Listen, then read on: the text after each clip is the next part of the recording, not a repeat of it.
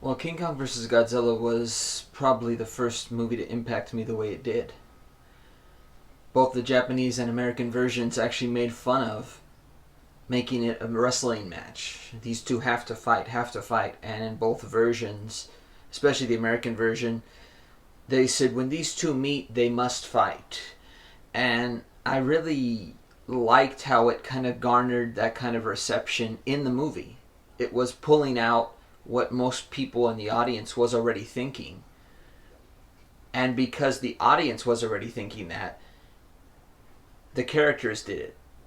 And they were pulling themselves out of the equation and even saying that automatically. Like, we know what these monsters, what these creatures want to do. And I think that's how we treat almost every single animal in the world. We define it. And I think that's what Godzilla is. It's a construction of something that is like, oh, it's going to kill us. And that's the identity of it. Like, that's all it's going to do. That's all we know it for. It's just destructive. That there is no reasoning for it to be a thing that would be reacting to something that we're doing. And if that is the case, well, still, we have to dispel it. We have to do something to it.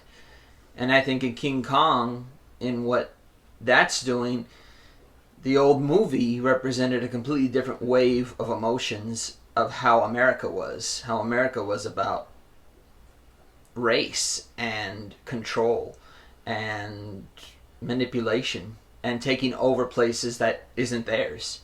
That's what America's good at. And I think King Kong in the Japanese version actually represents the kind of toehold that America holds and the way it does things. It's clever. And I think King Kong in the movie is very like whimsical and on drugs, doing all these other things.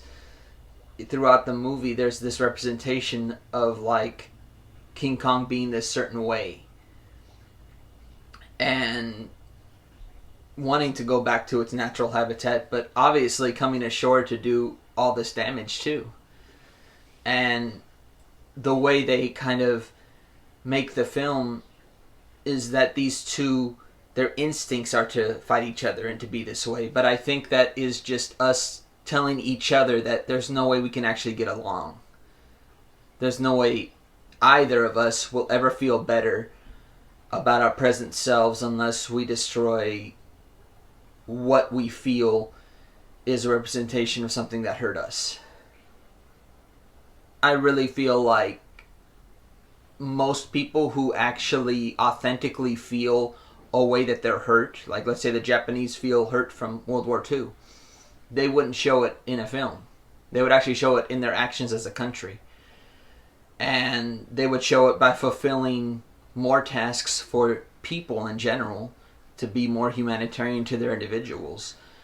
And that is something that can't be guided by us making rules for them. And I think that's what happened, and that's why they're upset. So I understand that.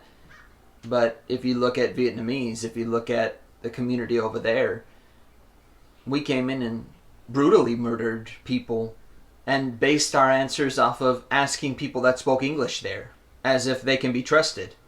No, those were the communists. That's why they knew things, because they actually took matters into their own hands to teach themselves. Most people there are not that. And that's why the war was a joke. And I think that's what Godzilla and King Kong are in this film. They're a joke. They're a representation of how we feel humans have to be. And so we show it in monsters. How it's like a gladiator tournament or something. This is the one I'll put bet on, gambling, all that stuff happens. And I feel like that's how the movie really won me over, because it actually talked about that, whether it was in the direct perspective from the American version or the Japanese version, that even took itself out of the equation and made jokes about that. And I like that. Bye.